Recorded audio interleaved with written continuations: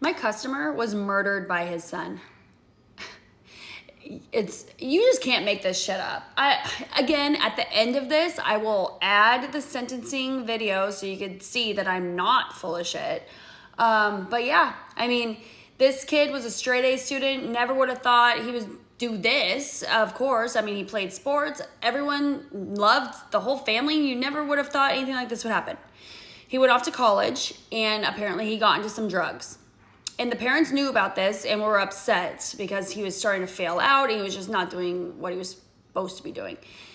So the parents were out of state and he decides to come home and drain their bank account.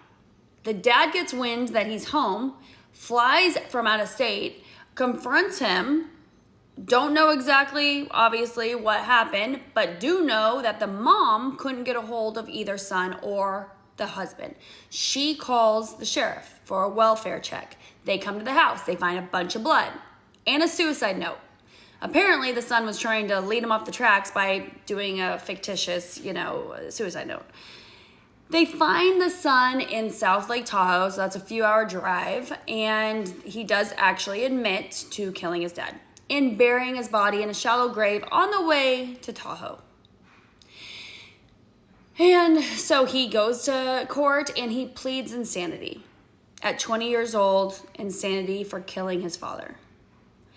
Now, this was 5 years ago. So why am I bringing it now?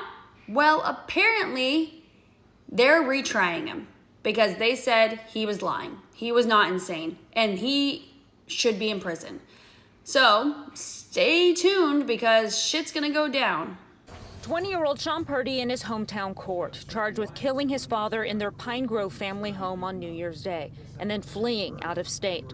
The body of 52-year-old Lance Purdy found on Saturday, a few miles away in the community of Pioneer, buried in a shallow grave alongside the road. Investigators say Sean Purdy confessed to killing his dad. Growing up, he always seemed like a normal kid. I played soccer with him when I was younger, going through school. He was just your average kid, good student, good athlete.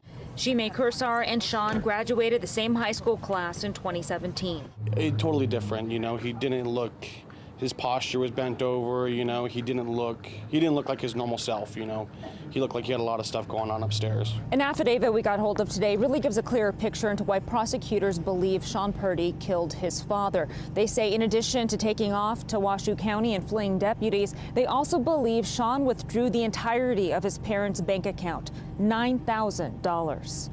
The affidavit also explains Lance was going to confront his son Sean about substance abuse. His last text message the morning of January 1st saying he believed Sean was home. Never heard from again. It's a tough case. It's tough as far as it's a really difficult position for the family to have to go through, and we're going to do the best we can.